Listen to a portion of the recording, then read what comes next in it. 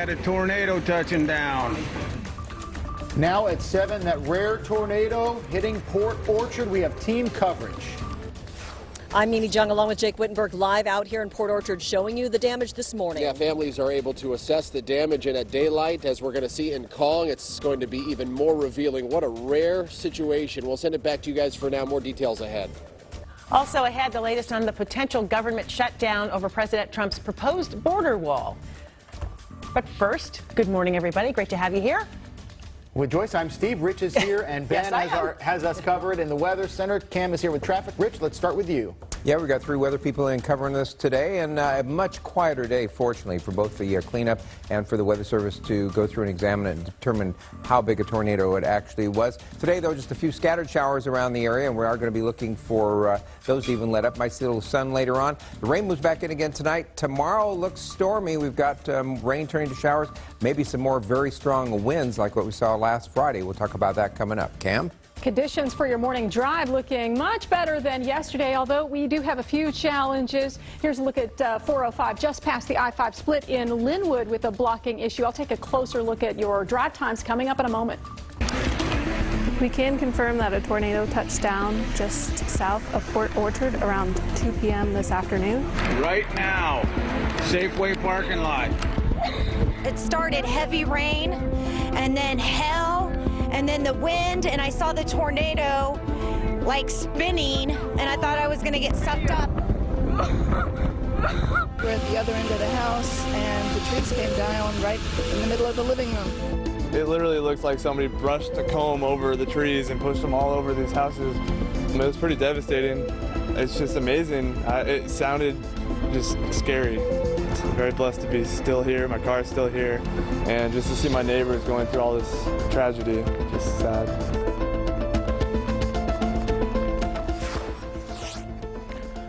What an afternoon it was, and you're looking at some of the damage to homes in Port Orchard with trees falling right down on them. Thankfully, nobody was hurt The yesterday. National Weather Service is out there this morning trying to figure out just how big this all was. We have team coverage this morning with 5 reporters in Port Orchard, and Rich and Ben here at the Weather Center in studio as well. Yeah, let's start with Jake and Mimi there in Port Orchard. What's the latest there, guys? Well, Joyce and Steve, it's still dark out, so it's tough to see the magnitude of the damage and the extent. But once we get daylight, we're going to show you a little bit more.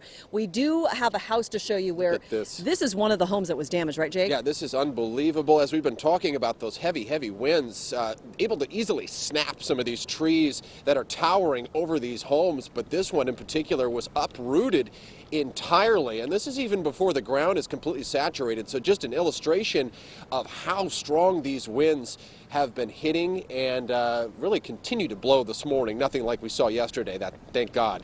Also, the larger area here, and some more video from yesterday shows the swath of land affected by this tornado and how many homes have been damaged. We don't have an exact count just yet, but it is very clear that something more than just heavy gusts happened here, according to the Weather Service. Listen to one man who saw it all from his car.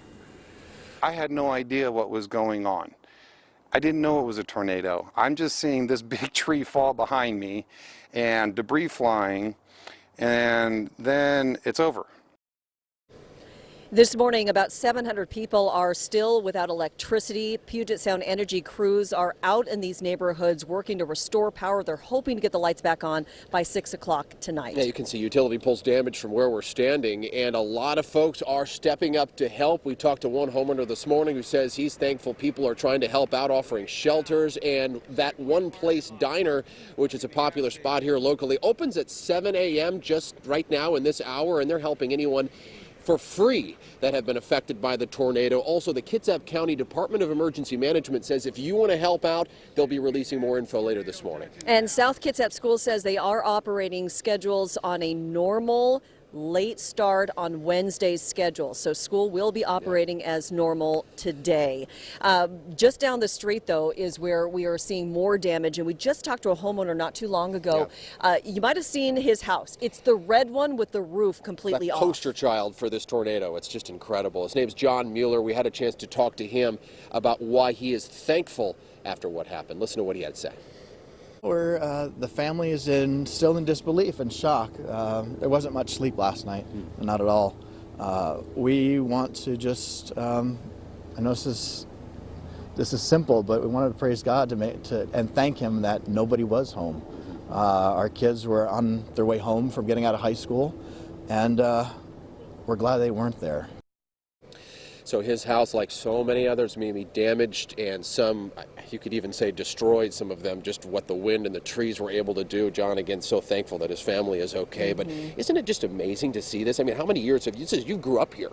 You know, I've never seen anything You've never like seen this, anything like and I this. certainly have never seen what a tornado can do, where you've got some homes damaged like John's, and then right across the street, others have been spared. Right.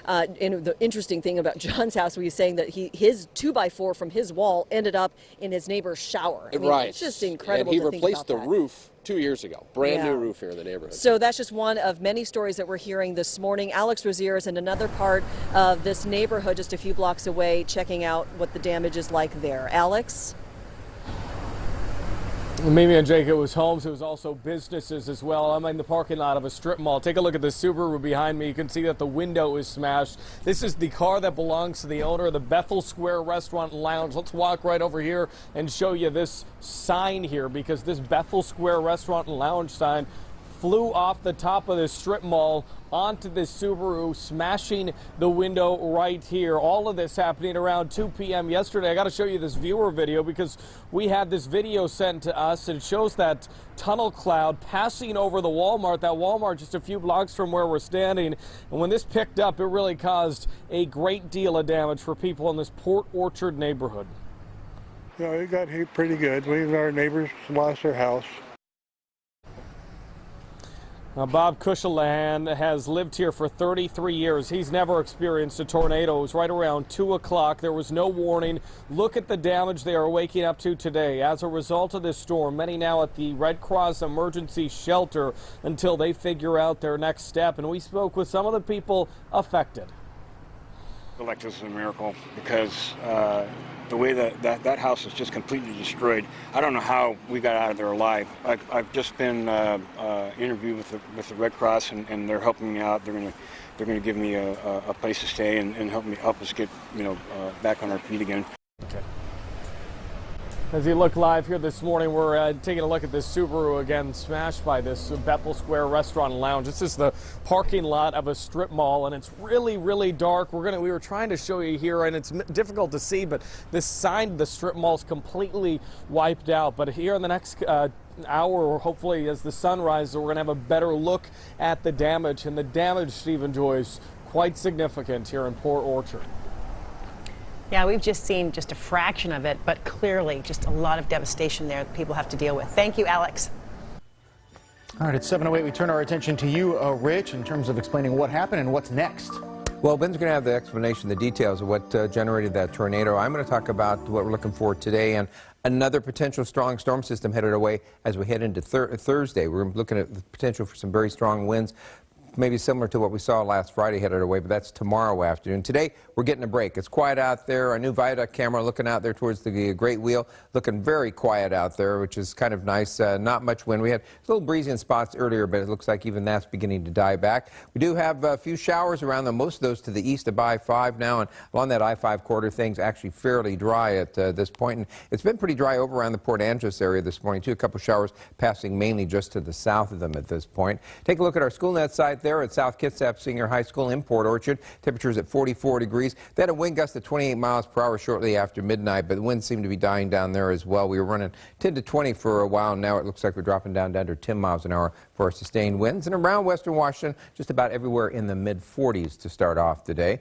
Take a look up at Snoqualmie Pass. Well, things brightening up there. We do have a little bit of new snow we'll talk about coming up in a minute. But good news is no restrictions if you're headed across Snoqualmie Pass. Traction tires advised for the other passes, so good driving conditions overall. The University of Washington model showing just a few showers around this morning, and then things kind of clear a little bit. It should turn partly sunny midday into the early afternoon, but then start to see the clouds increase as we head towards this evening. Rain moves back in again overnight tonight. Wet for the morning commute tomorrow. Cold front with this passes through probably mid to late morning, followed by quite a few showers, but significantly another strong low pressure area moving through British Columbia behind this is going to produce some very windy conditions up and down the Sound, probably late morning through the afternoon tomorrow. So we've got to keep close watch on that as that gets closer to us. That moves on through, and then things quiet down again as we head into Friday. So forecast for today is for showers around, just a few of them this morning, then partly sunny, temperatures upper 40s and low 50s this afternoon, with the clouds starting to roll in later on. Rain moves back in again overnight tonight. Steady rain turns to off and on showers probably by mid-morning tomorrow, and then increasing winds and becoming very windy late morning through the afternoon on Thursday.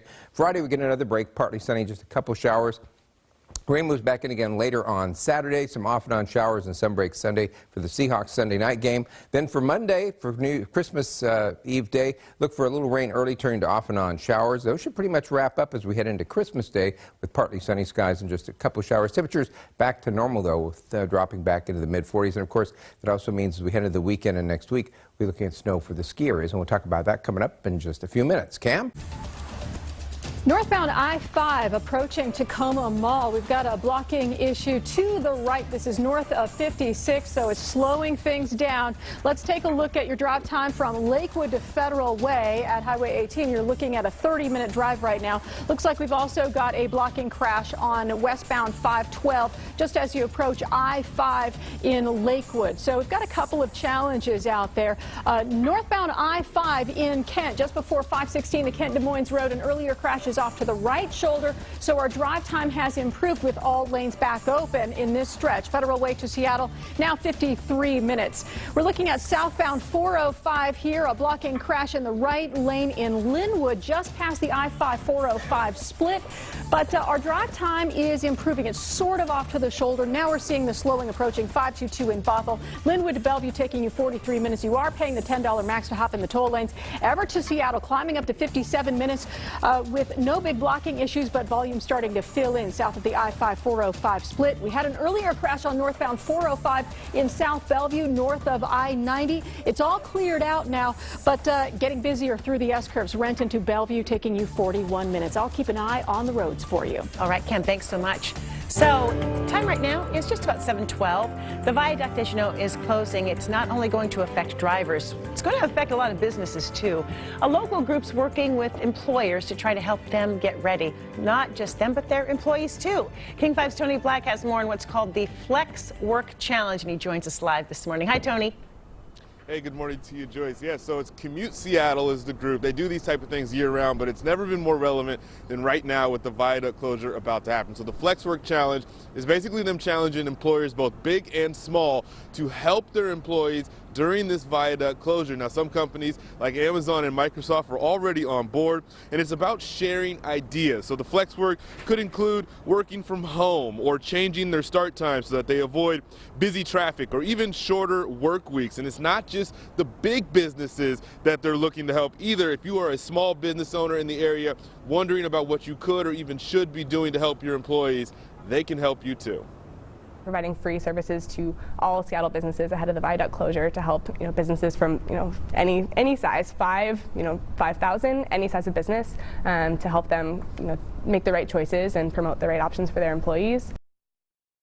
So what we want to know is from some of the employees that work in this particular area, especially those who work around the viaduct, as far as what are your employers telling you, and do they have a plan for you to help ease your commute as you get to and from during the closure? You should text us at 206-448-4545. Share some of those responses with us, and we can share those with the viewers at home too. But for now, I'll send it back to you guys.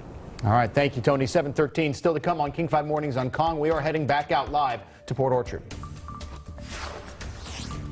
I'm Drew Mickelson, live at a Port Orchard diner offering free meals to those displaced by Tuesday's tornado. Coming up, how this is just one example of this community coming together. I was in bed asleep and I heard a noise outside, and I looked out my window and I saw the tornado come by the window. Some trees landed on my garage and crushed it. It almost came through the wall where I was laying. And I had a tree land on our living room. That woman describing the moment the tornado hit Kitsap County around 2:30 in the afternoon in Port Orchard specifically. And while The tornado was only on the ground briefly. It caused a lot of damage. So there's been a lot of work to do there because of the rain and the darkness. They've been out assessing the damage, clearing those downed trees and power lines. It's the top priority this morning. Drew Mickelson has been in Port Orchard since all of this happened yesterday, and he joins us once again live. Drew? Good morning, guys. You know, once we arrived here at 3:30, all we've been talking about, 3:30 yesterday afternoon, I should say, all we've been talking about is the destruction and the power being out and the trees down. We found something nice to talk about, and it's some generosity from the owners of that one place. That's a diner here in Port Orchard. Joining us right now is Russell Doyle. You're the kitchen manager here. You guys are offering free meals to those displaced? Yes, we are. Anybody that's displaced right now, come on in.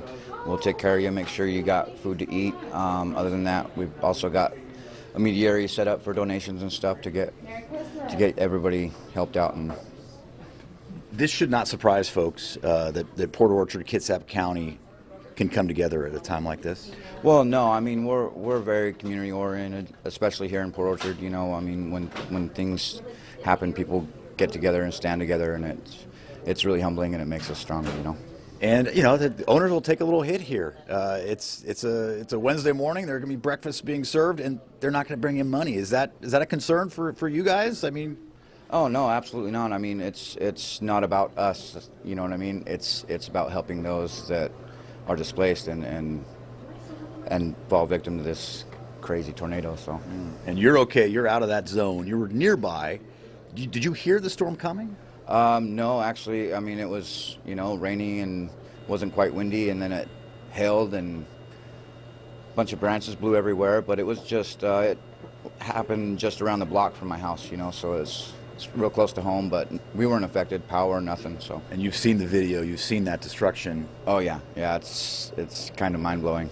For sure. Well, I'm glad you're okay, and I'm glad you're able to help these folks. We saw a couple of gentlemen just come in from that neighborhood. It was a Facebook post that started all of this. The owner said, your money is no good here. Come down here, get a hot meal, get a warm cup of coffee, and they'll take care of you at that one place. And they just opened up, and they're expecting a big crowd later this morning. That's it for now in Port Orchard. Back to you guys. So good to see communities coming together, even in time of trouble. Thank you, Drew. Ben's been looking at why this is so unusual and why it's hard to forecast or impossible even. Yeah, and storms like this that produce these tornadoes are super rare in western Washington. You go back all the way to 1950, there have only been 122 tornadoes that were recorded in the state of Washington. Compared to the state of Oklahoma during the same time frame, they've seen nearly 4,000 tornadoes. So yes, we don't tend to see them, but they do happen. In fact, about twice or 3 times per year does the entire state of Washington see a tornado, and about once a decade do we see a tornado develop during the month of December, and about once a decade do we see a tornado as strong as the one that we saw yesterday that did all that damage, that tore shingles from rooftops and in fact ripped some roofs off and snapped those trees. Here's a list of the strongest tornadoes that ever formed in western Washington. EF3, EF2, it just shows how strong the tornado is, how much it damaged on a scale from 0 to 5. You can see we had 2 EF3 tornadoes. One of them was back in 1972. This was one that developed around the Portland, Oregon area, crossed over the Columbia River and ended up causing a few fatalities. This next EF3 tornado back in December of 1969, this one actually touched down in West Seattle. So that was a little close to a more populated area, and a couple of EF2 tornadoes in 1986, another one November in 1970. So they do happen, but again, these really strong ones are a lot more rare. The tornadoes that we're more used to seeing are those weak spin-up tornadoes, like the one that we saw back in March of 2017. You remember the one that hit Monroe? It toppled over a couple of these RV trailers, but that's pretty much all the damage that it did. This one that hit yesterday was certainly more intense. You can certainly see the damage that it caused. The National Weather Service is going to be on the ground this morning talking or assessing the damage and seeing how strong this one was, and hopefully we have that answer later on this morning. Until then, let's talk about our forecast a little closer to home. Let's toss it over to Rich Marriott. Not as active today, right? No, actually we get a break today for cleanup and go through and make an estimate of how strong those winds were and how strong a tornado that was. Take a look out right now. In fact, not a whole lot going on. We have seen a few showers around. Most of those now have moved to the east of I-5, and we are going to start to see things kind of dry out a little bit and should see a little bit of sunshine as we head towards later this morning into midday before the next weather system spreads clouds right back over us once again. And see along that I-5 corridor in pretty good shape for the morning commute. Checking South Kitsap Senior High School there in Port Orchard. Currently they're at 44 degrees. It was still a little breezy right after midnight, but the winds over the last couple hours have been gradually dying back. So right now sustained wind southeast at about 11 miles per hour. Temperatures generally around western Washington, a little cooler than they have been, but still much warmer than they should be for this time of the day. Our normal high in the mid-40s, and we're currently mostly in the mid-40s start off the day. Take a look at Snoqualmie Pass. Good driving conditions across the mountains. We have no restrictions for Snoqualmie Pass. Traction tires advised for Stevens, Blewett,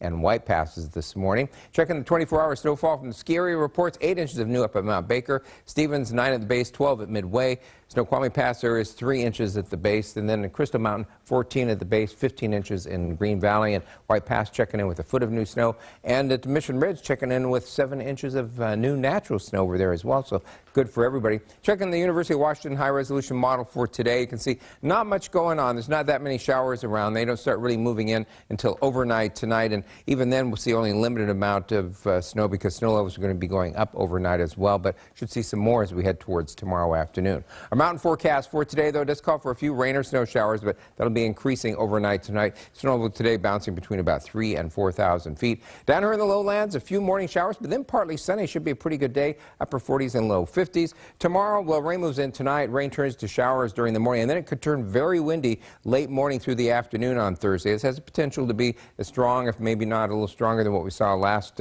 Friday, so keeping close watch on that. For Friday this week, we're going to be looking for partly sunny, just a couple showers around. Saturday, rain moves back in again later in the day, off and on shower Sunday. Looks like a little rain on Christmas Eve day, but it still looks like we're going to dry out a bit as we head into Christmas Day with partly sunny skies and just a couple showers.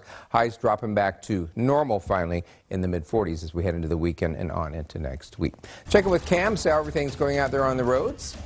And what's on the roads? Yeah, I know. Okay, so southbound I-5 in Marysville near the Tulalip Casino. This is going to slow down drivers. It looks like a truck lost its load of whatever this is, a bunch of junk across several lanes. So drivers having to take it a little bit slow through this stretch of southbound I-5. Northbound I-5 approaching Tacoma Mall, we've got 2 lanes blocked to the right. So let's take a look at your slowdown, about 1.5 miles to 2 miles of slowing before Tacoma Mall. Lakewood to Federal Way, I-5 at 18. We're looking at a 30-minute drive right now. Once you get to the Puyallup River Bridge on I-5, you are green and good.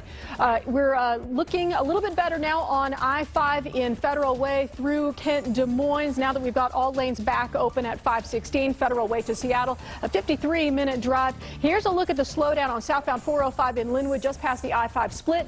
Linwood to Bellevue, 44 minutes. We're looking at Everett to Seattle, taking you 51 minutes. And we're looking at a 35-minute drive from Renton to Bellevue.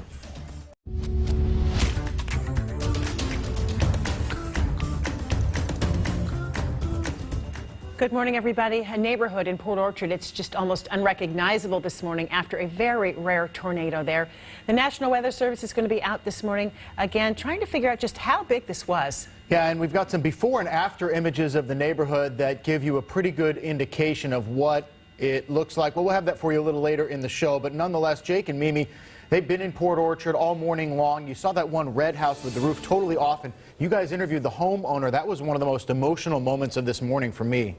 Yeah, you know, just to hear him talking about, you know, we basically lost everything in the house, but at least thank God that the family is okay. It was just an emotional moment for all of us out here, and not to mention the fact that he nailed the nail on the head, that the fact that this happened at 1:55 in the afternoon when nobody is home has got to be best case scenario. Yeah, we're going to hear from him more in just a moment, but we've gotten a lot of images and pictures coming in from you, our viewers, so continue sending those in because you can help us continue to tell this story as we continue to show you the extent of the damage. With daylight, we're able to help do that a little bit better. But at this point, Puget Sound Energy says there's still about 700 customers customers in the dark after this tornado hit yesterday afternoon. They're hoping to have power restored by 6 o'clock tonight. And really the community is stepping up big time. St. Gabriel Church had some folks stay at the shelter last night. And as Drew just illustrated at the top of the hour, that One Place Diner just opened its doors.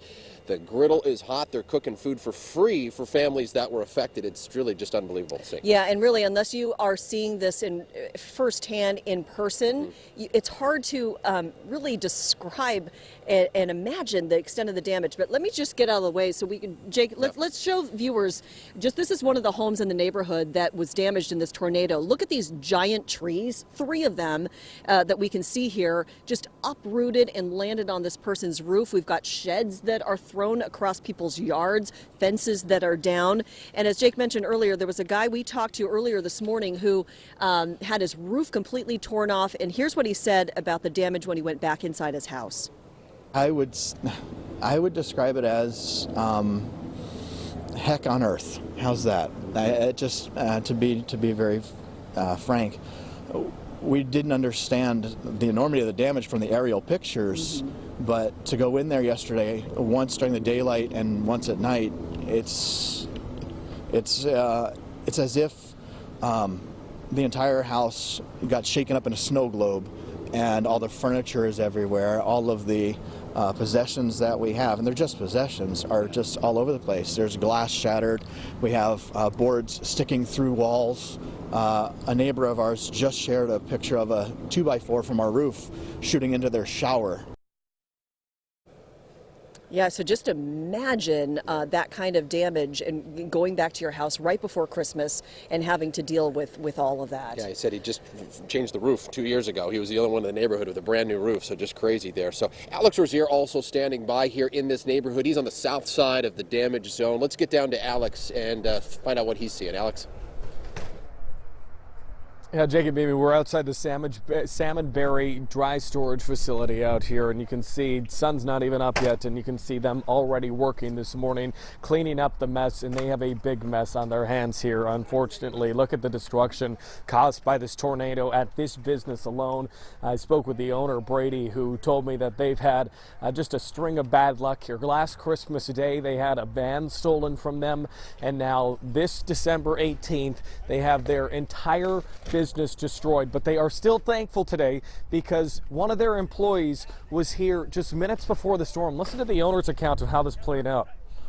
Walked out at 1:45. He wrote on his time card, and I think the tornado came through at 1:50, maybe 1:52. So he left right when it was pouring down rain, and didn't even know anything had happened. We actually called him and said, "Hey, you know what happened at the shop?" And he was like, "No, what are you talking about?" So again, we're just thankful that everybody's okay. All the way.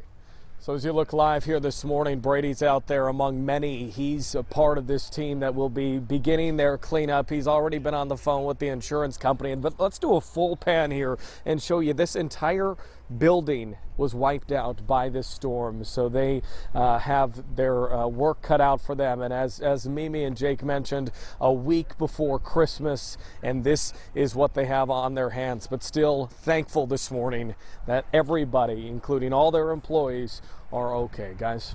Yeah, just unbelievable, and thinking they're lucky stars. Alex Rozier, thank you so much for the look there. And we're starting to see some homeowners getting back into the neighborhood here with daylight to assess the damage. It's going to be a long cleanup. Yeah, and the National Weather Service has just arrived here in the neighborhood to begin taking a look at how strong this tornado was. So Jordan Wilkerson's here with a look at how they determine the strength of tornadoes. Yeah, they actually bring, of course, a huge pack of tools with them. I believe we do have an image of a past pack of some tools, and basically, they'll have their GPS, their cell phone, a laptop with damage survey software, cameras, atlases. Of course, those say Texas and Oklahoma. We are not there, so that's how rare it is. Usually that's where you see it this time. But when they come here, what they're going to be doing is they're going to be estimating the wind speed by looking at the path length, the width, the damage itself. And so they have to take that all into account, and the enhanced Fujita scale will also help with that. And so it's not like the Saffir-Simpson scale with hurricanes where where it's based on wind alone. Although you look at the scale and it looks like you'd say, oh, well, it was this speed. Okay, it was this level of a tornado. But no, you have to. It's really all about everything coming together, the damage associated with it. And based on what I'm seeing, an EF2 roofs are lifted. So I would say at least, an EF2 is possible, maybe an EF3, but we'll just have to see what they determine later on today. Okay. And amazing, too, that they just classified it as a tornado right away. I mean, we've seen it's very rare, albeit, some funnel clouds in the past, possible tornadoes. They send the crew out, then they determine. But on this one, they just see the image. And that's another thing. They don't just come here to survey. They do look at all the video evidence, picture evidence, and then they look back at the radar as well, which Ben was doing all morning. All right. Thank you, Jordan. Appreciate that. Yeah, so we'll continue to follow that National Weather Service crew as they assess the damage here and continue to talk to neighbors who are showing up in the neighborhood this morning, either thankful that their home is still standing and no damage, or really just struggling to deal with this right before Christmas. It's going to be a long day. This is just the start. Back to you guys. Yeah, just a week before the holiday. Thanks so much, you guys. Let's get it over to Rich now, who's looking at the weather for us, what we can expect today and moving forward. Yeah, well, today, a pretty quiet day, but the potential for another really strong storm system headed our way tomorrow. We'll look at that in just a second. Interestingly enough, we looked at yesterday. We've had a couple of very warm days. We had 56 on Sunday. We were 54 on Monday. And yesterday, we were right back at 54, and that actually tied the record for the day to 54 degrees. We've set several times in the past, but definitely very mild weather around the area, too, with these systems. Looking out for our new viaduct camera, looking out there towards the Great Wheel. You see, looking pretty quiet out there this morning. Looks like the camera might be moving just a teeny bit, but there isn't much in the way of any wind this morning.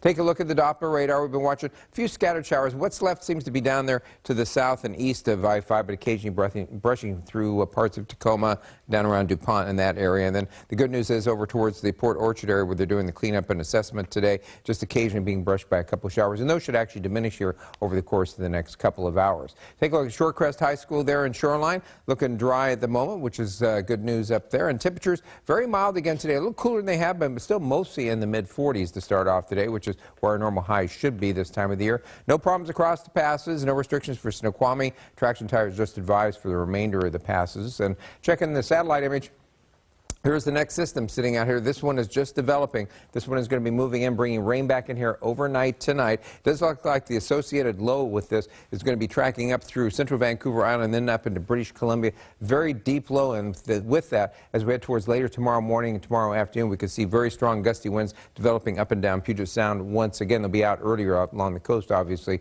Could see wind gusts into the 50 to maybe 60 mile per hour range, which would be a little bit stronger than we saw last Friday, but we're going to have to watch the track of that low very carefully here over the next 24 hours. We'll see a little bit of a break behind that before this next system out here comes in probably later on Saturday, but not nearly as strong as this one we're looking at for Thursday. So for today, though, we do get that little bit of a break around the area. We're going to be looking for just a few showers this morning, then partly sunny. Clouds move back in again overnight tonight. Temperatures in the low 50s. Rain moves back in after midnight. Look for rain turning to showers tomorrow morning, and then very windy late morning through the afternoon tomorrow. Friday, we're going to be looking for partly sunny skies, just a couple showers, so a break. Rain moves back in again later Saturday. Showers and sun break Sunday. A little rainy on Monday for Christmas Eve day, but Christmas still looks like we'll see some sunshine and just a slight chance of a shower. Temperatures back to normal over the weekend, too, dropping back to the mid-40s for highs. Cam? We still have a blocking issue on northbound I-5 as you get close to Tacoma Mall area that's causing about a 2-mile slowdown. Also seeing some wet pavement in the JBLM DuPont area. So most of our roads dry, but we do, on my weather overlay, you can see where we do have the potential for some wet roads, some light showers. Lakewood to Federal Way, a 30-minute drive with this slowdown approaching Tacoma Mall. We had an earlier blocking issue on northbound I-5 in Kent approaching 516. It's all cleared out, but the damage is sort of done. We're looking at Federal Way to Seattle taking you 59 minutes. Really slow, though, at the north end of Boeing Field into Seattle. This is southbound I-5 in Marysville near to Lalip Casino. A bunch of debris across the roadway. That's costing you about 6 minutes of a slowdown. Should be a 16-minute drive from Arlington to Everett. Currently, it's a 22-minute drive. Everett to Seattle, a 55-minute drive with volumes filling in south of the I-5-405 split. Really slow until you get to Shoreline, and then just typical volumes. We're looking at southbound 405 past the I-5 split, slowing down Linwood to Bellevue, taking you 40 minutes right now. A little bit of slowing also in the Totem Lake area. You're still paying the $10 max to hop in the toll lanes. Renton to Bellevue, a 35-minute drive with no blocking issues, but slow till you get to Newcastle. And of course, we're keeping a close eye on Port Orchard, Washington, after yesterday's tornado, with still a lot of dark intersections and a stretch of Bethel Road still closed. Kitsap Transit sent out a list of the South Kitsap bus routes that are back in service this morning, and I tweeted that list this morning. I'll retweet it so you can easily find it. Snoqualmie Pass, no restrictions. Traction tires advised on Stevens and White. So if you're going to your holiday destination, Snoqualmie Pass is looking good at the moment, guys. All right, thank you, Cam. 741, another social media service getting caught up in the Russian election scandal. Yeah, it's one of many stories we're following for you this morning as we check in with Jane King, who is live at the NASDAQ. Jane, good morning. Good morning. Hi, Steve and Joyce. Good morning to you. So let's talk first about the Russians. More evidence of influence in our elections, that they used Instagram as well. Yes. Tell us more.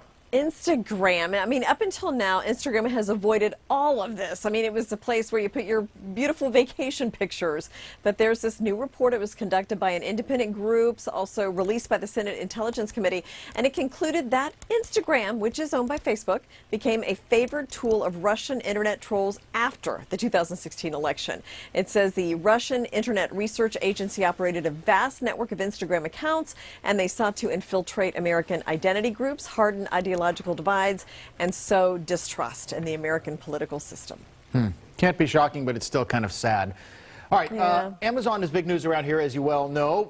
They're going to end up in court. What's the situation? Well, perhaps with Williams & Sonoma. So Williams & Sonoma is accusing Amazon of copying its West Elm furniture. Now, Williams & Sonoma says Amazon's Rivet line includes products that are, quote, strikingly similar to Williams & Sonoma's West Elm brand, including a $300 Orb chair that the household goods maker introduced 2 years ago. Amazon did not comment on that Williams & Sonoma allegation. Interesting. Yeah. So Google is saying that it's going to know if your flight's delayed before you know it.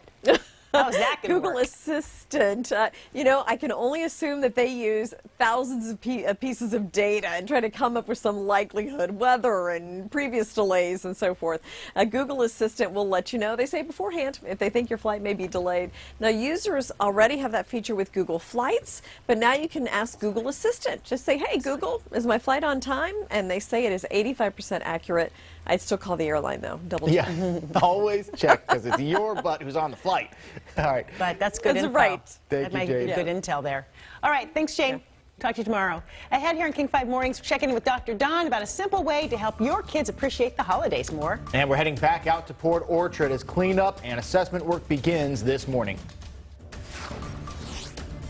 I'm Drew Mickelson, live at a Port Orchard diner where folks displaced by the tornado have a dry and warm and well-lit place to get a free meal. You'll hear from one of those evacuees coming up.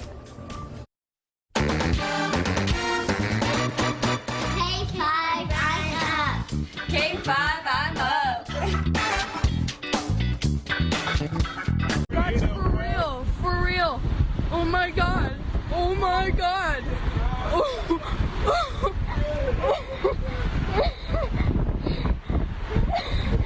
I don't even see it, but there's like debris everywhere. You hear that tension, the anxiety in her voice. That's when the tornado hit down in Port Orchard yesterday around 1 in the afternoon, 2 o'clock. Crews have been out since nighttime assessing the damage. Remember, these are pretty rare, 2 to 3 per year in the state of Washington, but only once per decade on average in December, and they usually don't do this much damage.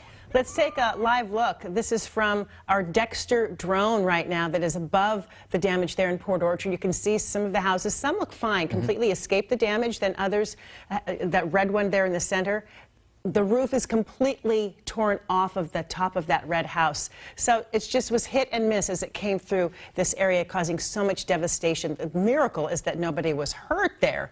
But this is our view from our Dexter drone over the damage in Port Orchard there. Drew Mickelson is on the ground. He's been there since yesterday. You've talked to a lot of people who've seen so much there. Drew, tell us more. Yeah, good morning, Joyce. Yesterday we saw people who were frantically grabbing their belongings and running out of neighborhoods. Today, people seem a little more calm and, at least for David Baumgartner, a little more positive. You were just saying you feel like you should be more solemn, but you're okay, right? Oh, I'm fine. I'm grateful that nobody was hurt. The kids were fine when I called home, and they had to evacuate. But I have really good friends at church. Leonard Paulson allow us to use his house. That one place right here where we're at, they're giving us breakfast. I mean, I can't even be more grateful than that. It's still a good Christmas season, and God has truly blessed us with healthy lives. And so what about the house? I can get it fixed anytime. I love your attitude. I think a lot of folks may be inspired by you. Tell us what the damage is like at the house. You showed us some pictures, but tell us what it looks like. Well, the damage at the house is the fence in the backyard just got blown over. There's a lot of tree debris, and I got a couple of widowmakers that have missed the family room window and just stuck itself in the wall. If you understand, a high-speed wind shoves a branch straight into the wall and just left it. So I got to get those pulled out and talk with my insurance today and see what about getting the house put back to normal. You stayed at a friend's house. How soon do you see yourself getting back in that home? Well, I'm hoping within the next day or so, because first off, I don't have any water there, and the facilities and using it, all I have is about 20 gallons of water in bottles and various storage areas there, but I don't have anything to flush toilets and use the facility, and so that's down the road. Okay. So, well, like you said, you're okay. You can get a new house, right? I can always get a new house. Easy for me to say, but I'm glad that you're okay, and I'm glad you have the right spirit here. Well, it's the holiday season. I've been blessed. I mean, nobody's hurt, and that is the best Christmas gift of all. I mean, the house is still mostly intact, so just minor repairs. Anything I can slap a tarp to, we'll be all right. Okay. Thank you so much, David. I appreciate it. Go get that breakfast. As we said, as he said, folks who are displaced get a free meal here at that one place, which is expected to be a very popular diner today. Back to you. All right, Drew. His spirit just is inspiring after having gone through so much, that he's optimistic like that. Thank you. Thanks, Drew. All right, Ben Derry joins us now to dive a little deeper into this tornado and kind of explain why it's so rare and why it's so hard to predict. Yeah, well, this tornado that formed, it was basically a non-traditional tornado, and that it didn't spawn from a supercell thunderstorm, something that you'd see in the Midwest, but it certainly did a lot of damage. You can see the video taken yesterday, all the debris that was shoved up into the air. So how did something like this form if it was non-traditional? Well, one of the key words that you might be hearing a lot more about over the next couple of days is something called wind shear. So what is wind shear? It's wind moving at different speeds over a certain area, and you can see the setup right here. If you put a pinwheel right here, what direction would it spin? Kind of that clockwise motion, right? Was this the setup that we saw yesterday? Absolutely. Think of the topography of Western Washington. You have the Olympics, and compare the higher elevation of the Olympics to the lower elevations over the South Sound. After we had a frontal system pass overhead yesterday, the wind was actually stronger in Olympia than it was closer to the foothills of the Olympics. So you can see that pinwheel motion that we're talking about. Combine that with a strong thunderstorm that moved overhead, this rising motion with a thunderstorm, this updraft, if you will, that's what produced that rapid rotation, and that's what produced that tornado that we saw in the Kitsap Peninsula yesterday. Stephen Joyce? So interesting. Thanks so much, Ben. Craziness here in Washington State, but it is the gift-giving season. For kids, that means a lot of presents, and for parents, it's a perfect opportunity to teach our children about appreciation. Dr. Don Schifrin, our resident pediatrician, is back with us this morning. Talk about what you say is a life lesson. It's so important to not just say thank you, but to say it in writing. Why is that? That's great. The Bible says it's better to give than receive, and what could be better than giving back by teaching our kids, again, about this gratitude environment, rather than a hug, which is great, and a snuggle and thank you, or a little wave, to get them to say thank you with an expression of joy and gratitude, thinking and thanking on paper. And when kids do this, the first thing we teach our kid about the P's and the T's, the pleases and thank yous, a communication skill. This is a life skill that will really stand them in good stead, because people underestimate the effect that a thank you note has on the receiver. and the joy that the receiver gets about hearing about how this gift was received and what it's going to be used for. So when we talk about thank you notes, we talk about thank you notes and we say, let's produce a thank you note that gets opened, and it's an expression of joy and gratitude for our kids. And, you know, again, even kids that can't write, even the toddlers, can dictate or tell mom what they want Aunt Mildred to hear about the joy of the gift, and be specific, be prompt.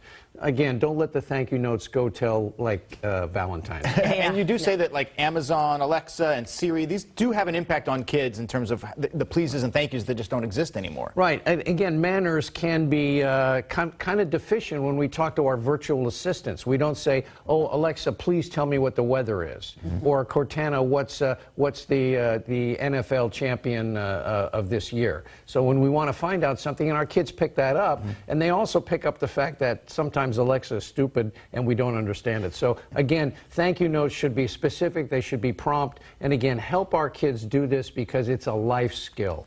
Dr. Don Schifrin, always some great information, so send thank you notes and send them promptly. Don't wait too long. And Merry Christmas to everybody. Thank you. Thank you, Don. Also. We'll be right back.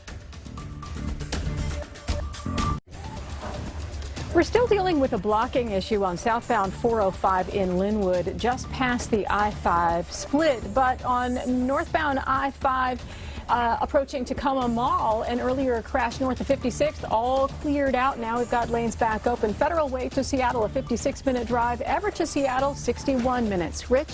And actually, things quieting down after all the excitement yesterday. We do have just a few showers left over this morning. Those are actually decreasing, which should start to see things clear out with a little bit of sunshine as we head towards midday, turning partly sunny. Highs to the upper 40s and low 50s. Clouds will start to roll back in again later on today with rain moving in tonight. That'll turn to showers mid to late morning tomorrow. We'll see the winds kick up tomorrow, especially late morning through the afternoon. We can see some very strong gusty winds, similar to what we saw last Friday. We're on this Friday, look for partly sunny with a couple of showers, increasing rain later Saturday, showers Sunday, a little rain Monday, but partly sunny with just a couple showers on Christmas Day.